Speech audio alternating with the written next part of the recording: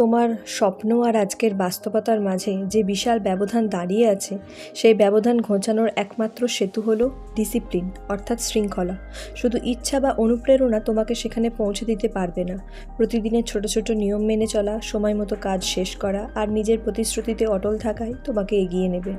শৃঙ্খলা মানে কেবল সহজ কাজগুলো করা নয়, শৃঙ্খলা মানে সেই কাজগুলো করা যেগুলো করতে তোমার মন চায় না, যেমন ভোরে ওঠা, ক্লান্ত শরীর নিয়ে অনুশীলন করা, মন না চাইলেও পড়তে বসা, বারবার ব্যর্থ হলেও আবার চেষ্টা করা।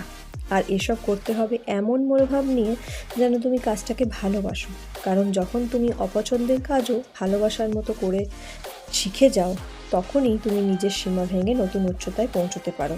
স্বপ্নকে বাস্তব রূপ দিতে চাইলে অনুপ্রেরণার অপেক্ষায় বসে থেকো না, শৃঙ্খলাকেই নিজের অভ্যেস বানাও। তখন দেখবে তোমার স্বপ্ন আর বাস্তবতার দূরত্ব ধীরে ধীরে কমে আসছে।